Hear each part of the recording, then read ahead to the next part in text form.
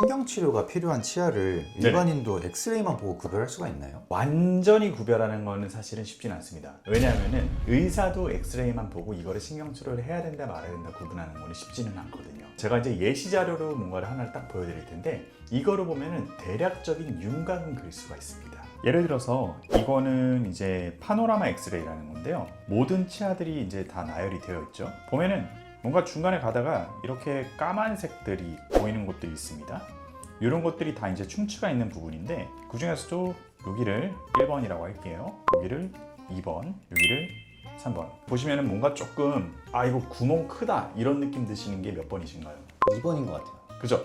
2번도 구멍이 까만색이 꽤나 크게 보이죠? 그 다음에 1번도 까만색이 꽤나 크게 있습니다.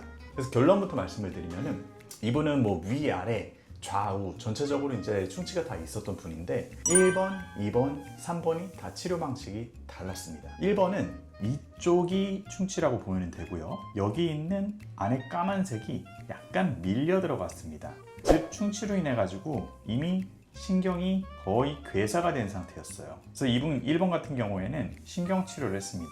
원장님, 요거는 충치가 좀 깊어 보이는데 이 정도는 신경치료를 해야 되는 거죠? 약간 애매하죠. 근데 1번은 아까 전에 봤을 때 딱 봐도 이게 엄청나게 깊다 이런 느낌이 있는데 2번은 육안으로 확실히 엑스레이 상에서도 잘 보이기는 해요. 근데 결론적으로 말씀드리면은 이거는 이제 신경치료가 아니고 신경보존술 바이탈 펄프 테라피라는 거를 진행을 했습니다. 충치의 범위가 이제 이 정도였어요. 여기는 이 정도였습니다. 그리고 이쪽이 이제 신경이 있는 부분인데 안타깝게도 충치를 다 제거를 하고 안 좋은 치아 조직들을 제거를 하다 보니까 이쪽이 뻥 뚫리고 여기도 뻥 뚫렸습니다. 이거는 굉장히 아슬아슬하게 신경이랑 맞닿아 있는 상태였고 딱 뚫리는 순간에 이게 괴사가 되어 있으면요 아예 그 조직이 엉겨붙어 가지고 피 자체가 거의 안 납니다. 근데 이분 같은 경우에는 적절한 흐름으로 혈류가 흘렀어요. 즉 염증이 아주 심한 상태가 아니었고 괴사가 되어 있는 상태는 아니었다라고 결론을 내릴 수가 있었던 거죠.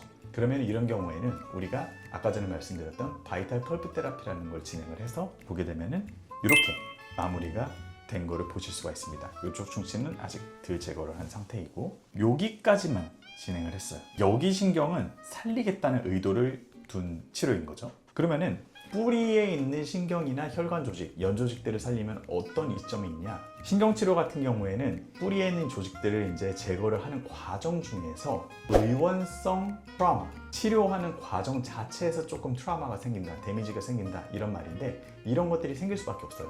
돌돌돌돌 이제 돌아가는 이제 기구들을 이제 집어넣고 이제 빼고 하다 보면은 그런 것들이 조금씩 뿌리에 약간의 금을 일으키거나 이제 그런 게 생길 수밖에 없는데 이거 같은 경우에는 뿌리를 아예 건들지 않기 때문에 의원성 트라우마가 전혀 생기지가 않는 장점이 있는 거죠. 당연히 전체적으로 치아의 수명이 올라가는 효과가 있다. 바이탈 펄프 테라피를 할 수 있는 경우라면은 반드시 이거를 우선적으로 적용을 하는 게 가장 좋다 이렇게 말을 할 수 있을 것 같아요. 그럼 충치가 깊다고 해서 무조건 신경치료를 하는 건 아니네요. 맞습니다. 이제 이분 같은 경우에는 3번 아까 전에 표시해드렸던 이 부분 있잖아요. 여기 같은 경우에는 신경이 다행히 직접적으로 노출이 되지 않았습니다. 복구를 했을 때 증상이 없으셨어요. 염증 증상이 없었던 거죠. 이거는 신경치료도 안 하고 바이탈 펄프 테라피도 안 하고 크라운만 씌우고 아니면 충치 치료만 하고 해가지고 마무리를 할 수 있었던 케이스입니다. 그러면은 반대로 이게 지금 괴사가 되면 좀 통증이 있잖아요. 경우에 따라 이게 또 다릅니다. 충치라는 게 되게 천천히 진행이 되잖아요. 그러다 보니까 신경 주변에서 이제 딱 자리를 잡았을 때 이런 것들이 별로 못 느끼고 조금씩 안 좋아져가지고 별로 증상이 없이 그냥 완전히 다 괴사가 되고 아파지는 경우도 있습니다. 괴사가 돼도 그럼 안 아플 수가 있는 거네요. 안 아플 수가 있어요. 예를 들어가지고 이게 오른쪽 위인데요. 딱 보면은 뭐 이렇게 하얗게 뭐가 있죠. 이게 이제 크라운을 씌워가지고 잘 쓰고 있었던 겁니다. 그런데 이분은 아무런 증상이 없었어요. 그러던 어느 날 자기가 뛸 때 뭔가 계속 눈 밑에가 울리는 느낌이 든다, 불편한 느낌이 든다, 약간 이 정도의 불편감을 호소를 했었어요. 그래서 이분이 엑스레이를 조그만 걸 찍어봤더니 여기가 뭔가 뿌연 느낌이 들어요. 여기는 저희가 상악동이라고 하는 공간이거든요. 콧구멍 옆에는 이제 상악동이라는 이제 큰 공간이 있는데 원래는 까맣게 나와야 됩니다. 공기만 차 있으니까. 근데 이분 같은 경우에는 엑스레이에서 약간 뿌옇게 나와서 조금 의심을 했던 거죠. 예전에 씌웠던 크라운 안쪽에서 뭔가 문제가 생겼을 가능성을 배제할 수 없겠구나 라고 하고 그 다음에 찍은 거는 CT를 찍었습니다. CT를 찍어서 보면은 이게 아까 전에 봤었던 오른쪽이고요. 이게 왼쪽입니다. 지금은 이제 치료를 이제 첫 단계를 들어가고 나서 이제 CT를 찍은 건데, 보면은 왼쪽에는 상악동이 까맣게 공기로 차 있고 깨끗한 상태이죠. 근데 반면에 여기는 완전히 뿌옇게 되어 있습니다. 이쪽에 염증이 이완이 됐고 그 염증의 원인이 2차였던 거예요. 괴사가 되면서 염증이 생기고 상악동 공간까지 퍼졌다. 이렇게 결론을 내릴 수가 있는 거죠. 그래서 이분 같은 경우에는 겉보기에는 완전히 멀쩡해 보였고 사실은 충치가 그렇게 없었지만 신경치료를 들어가서 이 염증을 없앤 케이스라고 할 수가 있겠습니다. 그래서 이런 것들을 보면 사실 의사도 일견에 딱 보기에는 쉽지가 않아요. 이거 신경치료 해야 되나 말아야 되나.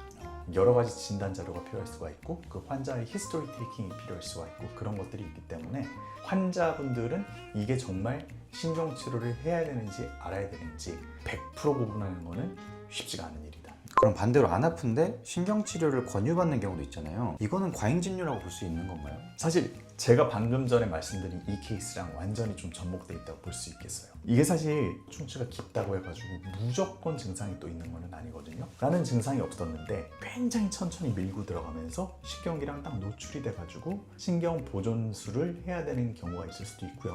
증상이 없는데 이것처럼 완전히 그냥 딱 괴사가 되고 염증이 그냥 일파만파 퍼져나가 있는 그런 상태일 수도 있는 거예요. 그렇기 때문에 내가 아프다 안 아프다 라는 걸로 사실은 신경치료가 필요하다 필요하지 않다 라는 거를 100% 진단하기는 쉽지가 않은 거죠. 근데 또 요즘에는 엑스레이도 잘 안 보여주는 것 같던데 보여달라고 하면 좀 실례인가요?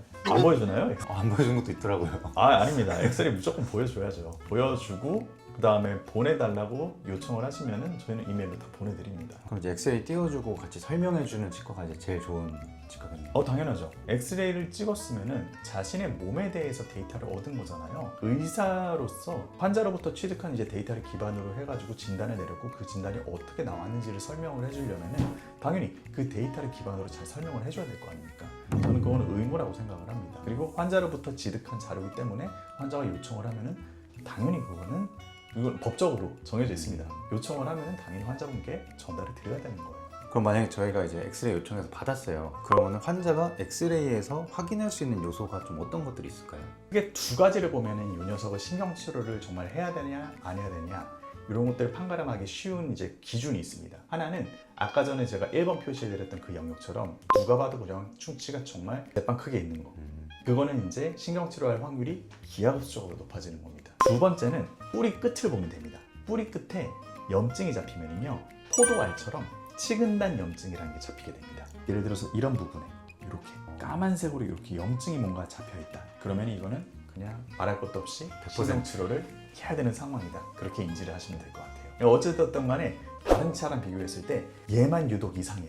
그런 것들은 이제 초보자가 보더라도 구분을 할 수가 있잖아요. 그러면은 거기에는 뭔가 이상이 있을 확률이 있는 겁니다. 오늘은 여러 가지 이제 엑스레이나 CT나 이런 자료를 보면서 어떤 식으로 읽는 건지 그런 보는 방법을 말씀을 드렸는데요. 여러분들의 몸에서 취득한 데이터이기 때문에 여러분들이 정당하게 설명을 들을 권리가 있으신 겁니다. 이런 것들을 설명을 잘 해주는 곳을 잘 찾아가시는 게 가장 좀 좋을 것 같고요. 대략적으로 제가 설명을 드리기는 했지만 이게 또 100%는 아니에요. 그러니까 기본적으로는 여러분들이 잘 찾아가셔가지고 그쪽의 의사를 말을 잘 들어보고 이렇게 신뢰관계를 쌓으면서 치료를 받으시면 좋을 것 같습니다.